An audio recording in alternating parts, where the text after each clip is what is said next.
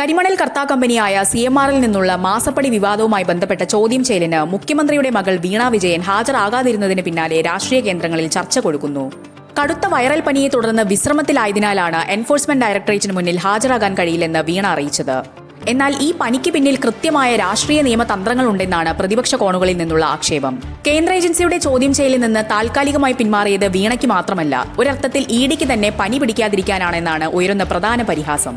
എന്തുകൊണ്ട് വീണയുടെ പനി ചർച്ചയാകുന്നു എന്നതിന് രാഷ്ട്രീയ നിരീക്ഷകർ ചൂണ്ടിക്കാണിക്കുന്ന പ്രധാന കാരണങ്ങൾ ഇവയാണ്. ഇഡിയുടെ ചോദ്യങ്ങൾക്ക് മുന്നിലെ പ്രതിരോധം. മാസപ്പടി കേസിലെ സുപ്രധാന ഡിജിറ്റൽ തെളിവുകളും സാമ്പത്തിക ഇടപാടുകളുടെ രേഖകളും നിരത്തിയുള്ള ഇഡിയുടെ ചോദ്യം ചെയ്യലിനെ നേരിടാൻ വീണയ്ക്ക് കൂടുതൽ സമയം ആവശ്യമുണ്ടെന്ന സൂചനയാണ് ഇത് നൽകുന്നത്. ആരോഗ്യപരമായ കാരണങ്ങൾ ചൂണ്ടിക്കാട്ടി ചോദ്യം ചെയ്യലിൽ നിന്ന് സമയം നീട്ടിവാങ്ങുന്നത് സ്വാഭാവിക നടപടിയാണെങ്കിലും കള്ളപ്പണം വെളുപ്പിക്കൽ നിരോധന നിയമപ്രകാരമുള്ള ഇഡിയുടെ കടുത്ത നീക്കങ്ങളെ തടയാൻ ഇത് സഹായിക്കും.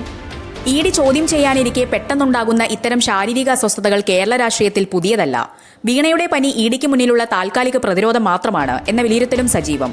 സെക്യൂരിറ്റി എക്സ്ചേഞ്ച് ബോർഡിന്റെയും CMRലിന്റെയും ഉദ്യോഗസ്ഥരെ ചോദ്യം ചെയ്തതിലൂടെ ലഭിച്ച നിർണായക വിവരങ്ങളുടെ അടിസ്ഥാനത്തിലാണ് ഇഡി വീണയ്ക്ക് നോട്ടീസ് അയച്ചിരുന്നത്.